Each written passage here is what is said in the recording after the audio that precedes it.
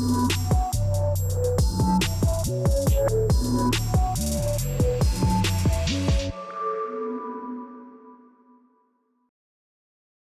guys! So it's episode 4 on Is This Thing Even On? And guess what? We don't have a guest today.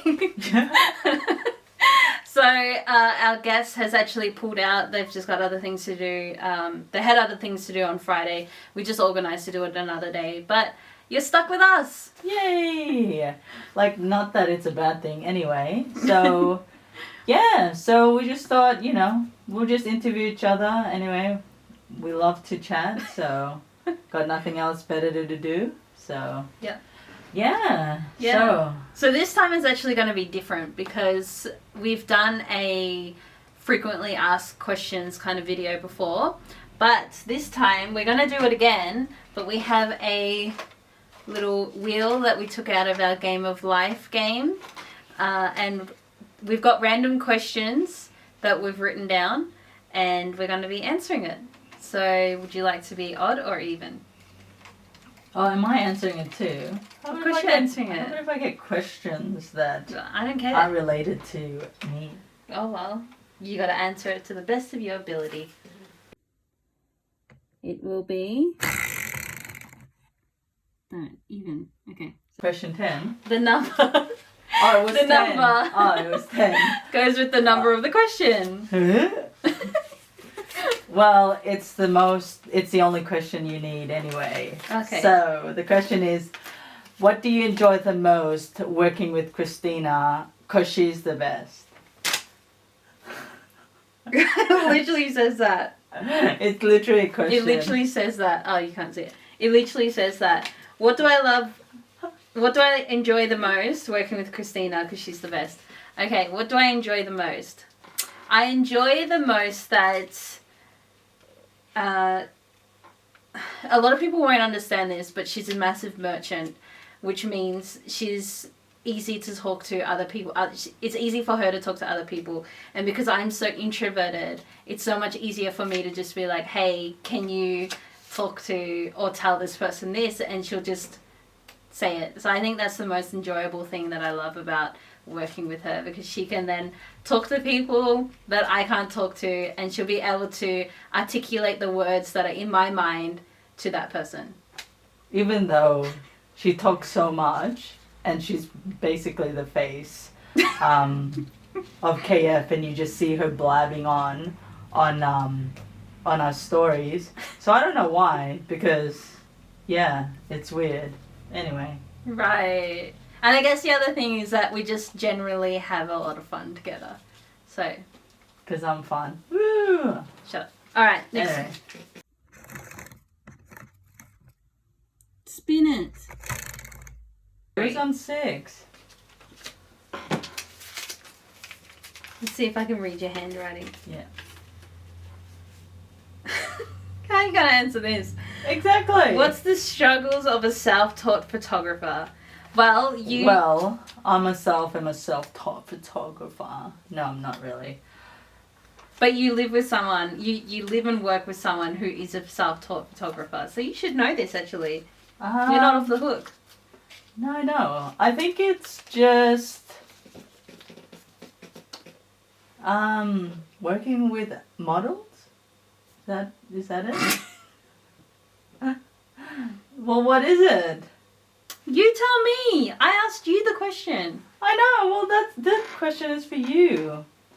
The struggles of a self-taught photographer. Basically, maybe I think it's just internally. So you internally judge yourself because you don't have any, qualifications, education. So maybe you're always second guessing yourself. So I feel like maybe that's the struggles of a self-taught photographer. You're just self-reliant on yourself. You're doing a lot of YouTube channels. You're educating yourself. Whilst, if you were, I guess, educated, maybe they would help you better, I suppose. I think that's an answer. I think it's a valid answer. I think I would go with that. Moving on. Go. 4. What do you enjoy the most working at the studio? Why do I get all what do you enjoy the most? I don't know. Jeez. Gee whiz. I think the one thing that I enjoy the most is being able to network with a lot of creators, and I don't know, there's a different energy when it comes to networking with different like-minded people. I think that's the one thing that I enjoy the most, even though again I am an introvert and I don't like it, drains me so much being around a lot of people, but I like it. It's a lot of fun. So I think I like that, as well as getting to know how they work, seeing how they work, and also getting inspired by it as well.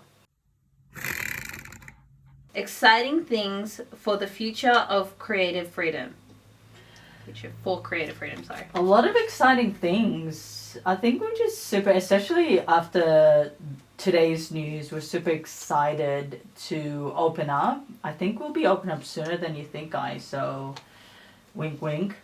So exciting things. So we're just super excited to just open up and just continue to progress and to really grow creative freedom. I think the lockdown has definitely hindered our progression and us really, growing within the community. And I guess the next exciting thing is that we've hired 2 new staff. So it's just only been a 2 female power couple per se. So we're super excited. We've got 2 new females to come on board. Female power, that's right.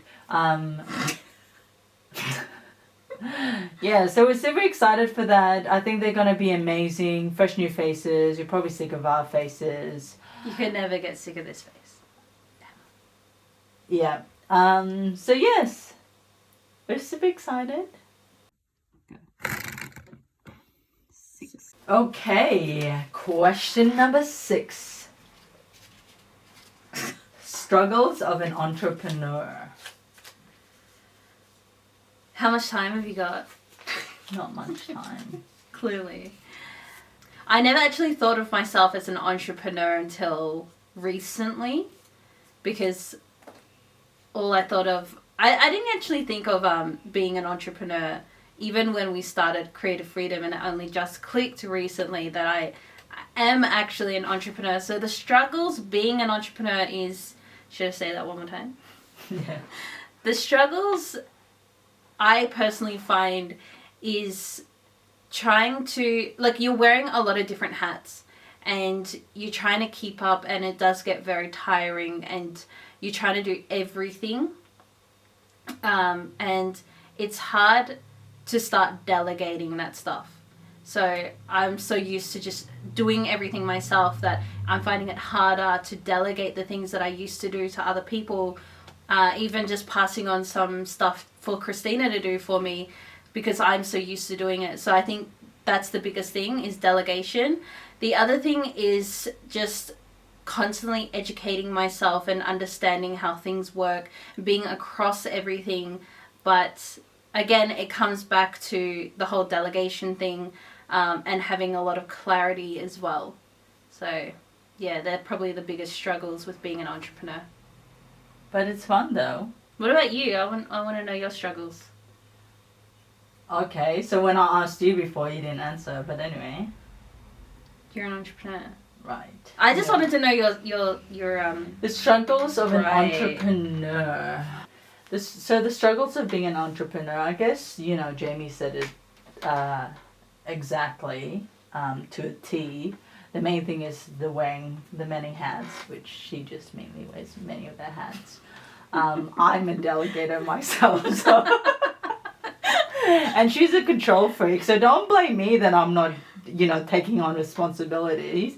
She's a control freak. I'm not. And I'm the one delegating, so... I'm not a control freak. I just have She is. specific ways of doing She's things. a control freak, and I'm a delegator, so it just ends up falling on her. Anyway, so yeah, but I guess the other thing is just really trying to... is awareness. I think awareness is the biggest thing, especially if you're a small business.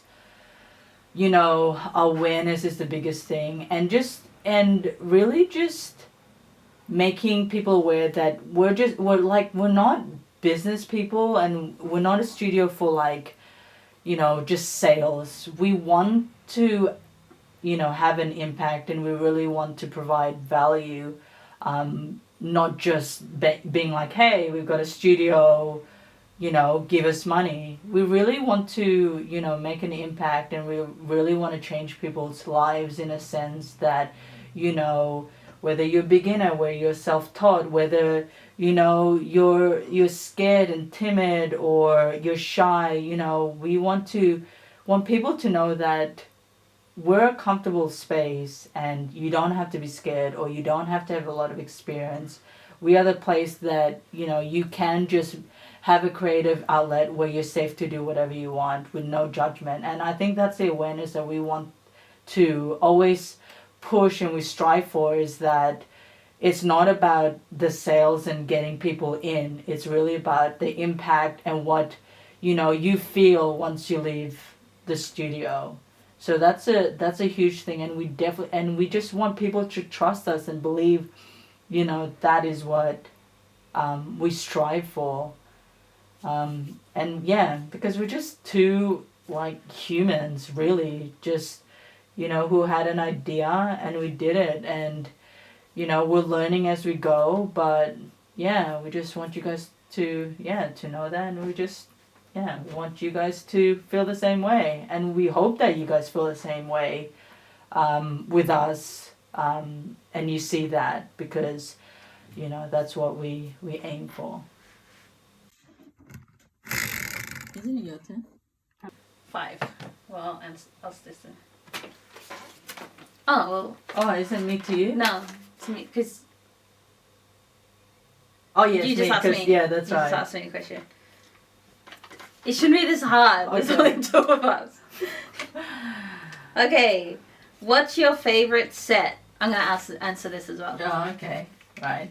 What's our favorite set? The Vault, because the Vault is kick-ass. We don't like pink. We're not pink people.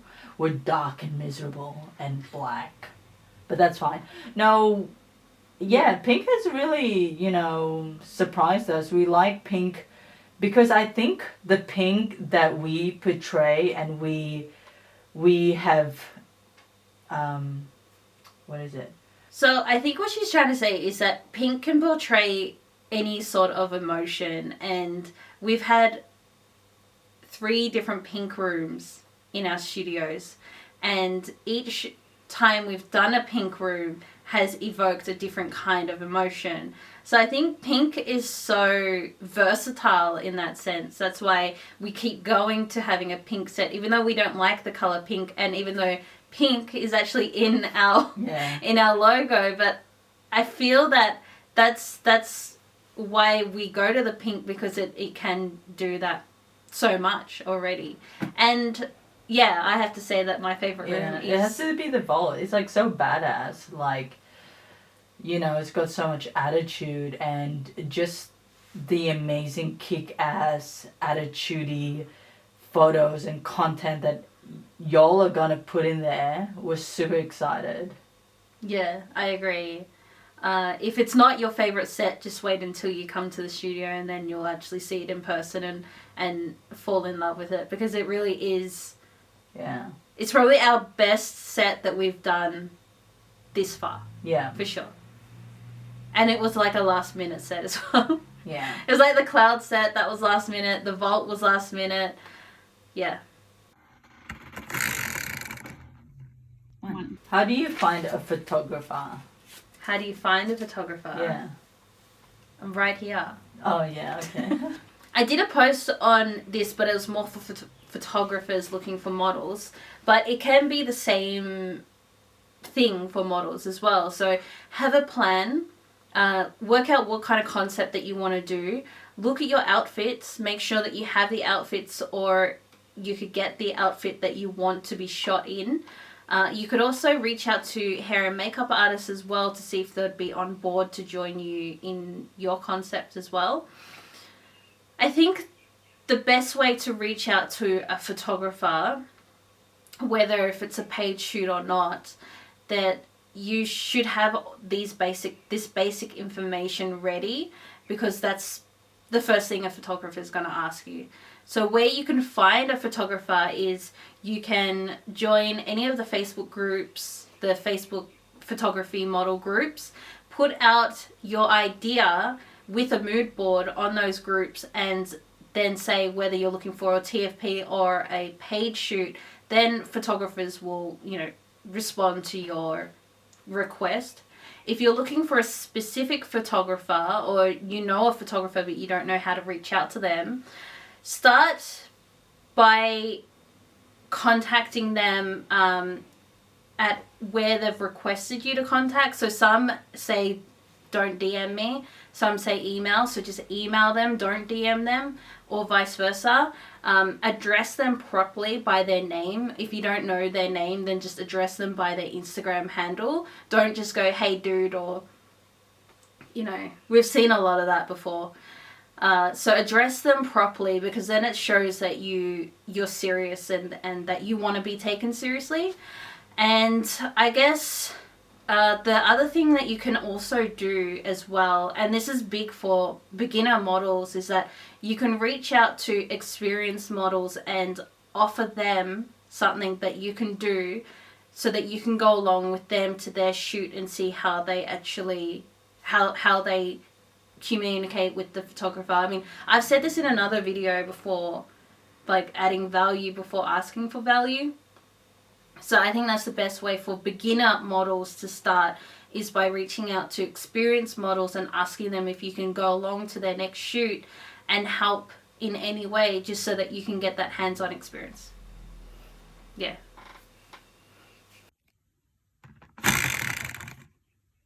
Nine. Okay, go 8. Oh, is it me? No. Oh, this is harsh. What? Alright, well, events coming up. Why should anyone care? So the next biggest event is Creative Freedom After Dark, and it's super, super special because it's sponsored by Croydon Camera House and Tamron. So, you get to shoot with 4 experienced models. You get to shoot in the most epic studio. And yeah, you get to play with some toys. So why should you care? Good question. You don't have to care, really. But I think it's an awesome event that's full of value.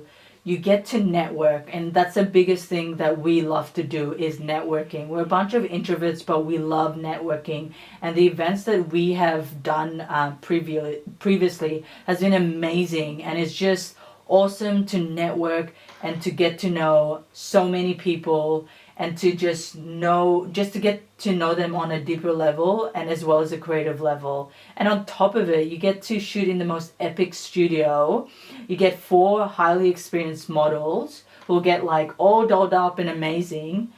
And you get to play with toys from Tamron. Like, how amazing is that? I think it's just full of value, and it's just an experience like no other. Well, I'm sold. Okay. What is the best thing about working in a creative industry? Well, being creative has always been a hobby, so I've only just been working full-time in the creative industry for now a year? Close to 2 years now. There's a lot of fun things.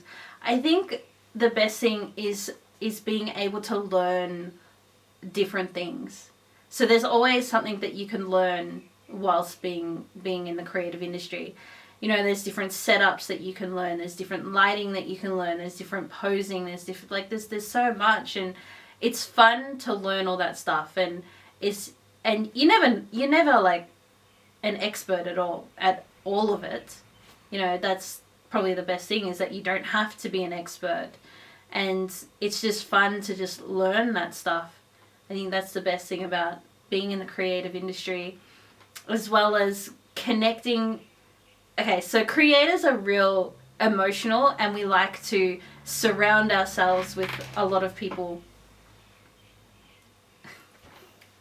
I don't know. I don't know what it is. But we love to surround ourselves and it's just, it feels different being with different creators and just being able to discuss those things. It's like speaking in your own, in a different language when you are around each other. And I think that's just exciting to be there. It's a different vibe. It's a different energy. So I think that's the most fair, like one of my favorite things to do whilst working in the creative industry. Plus, I think I'm very creative. I'm a hands-on kind of person. I learned while doing stuff. So, yeah. What are we doing? Last question. Yeah. I just want to spin it. There we go. All right. Huh? Oh, okay. You have an inclusive Facebook group. What are you... What? What are your... What? What does that say? What is your aim for that? What is your aim? Can I answer this? Yeah. This question's about having an inclusive Facebook group that not everyone actually knows about because I created it the other day. I created a private group the other day on Facebook, which is open to all creators, and I guess I only created it because I wanted to take off Instagram. You know, I wanted to take away from Instagram and be able to connect with different creators on a more personal level. It's not just all about creative freedom. It's basically for all creators. I mean, there are so many groups out there, but I just wanted to be a part of a close-knit community where, you know, we can discuss creative ideas, we can pass on tips and tricks to each other, we can just really just be ourselves and talk to each other. So that was sort of the main drive behind creating that group. The other thing in the group is that we're actually going to be releasing some, you know, competitions, giveaways before we actually release it out to everyone in the public. So yeah, that might be another reason to join as well. But yeah, again, on Facebook, Creators Unite, Kre8tives, Unite. Hopefully you guys want to join. If not, it's all good. It's not open for everyone to join. Again, it is just somewhere where we can just freely network and connect with each other. Yeah. Amazing. Yeah. Yeah, so those are just some of the questions that we had for us. Obviously, if you guys have more, you know, feel free to DM us. Our DMs are always open. But yeah, I think we're just super excited to definitely open. We really hope, you know, you guys will love the studio once you guys finally get to have a play around in there. It's going to be a lot of fun. I can't wait to open. I can't wait to shoot. The other thing that we actually didn't mention is that we've actually got 3 brand ambassadors on board as well now. So we've got the amazing Kelly Panther, Gem Cosplay, and Switch Pastel who have joined us. So you'll be seeing a lot of them in the studio as well. They'll be bringing a lot of awareness to the studio too. So we're really excited to have them on board. We'll do a separate post about them. But yeah, we're just super excited to get back to creating, get back into the studio. We can't wait to show you all the other things that we have planned. But yeah, we just really can't wait to reopen and just get creating again. Yeah, exactly. Thanks again, guys. Thanks for coming to a little TED Talk. Hopefully it was a little bit insightful. But yeah, if you have any more questions, just let us know. We're super pumped. Catch us next week for new awesome content from our podcast. Who it may be, stay tuned. Bye, guys. Bye.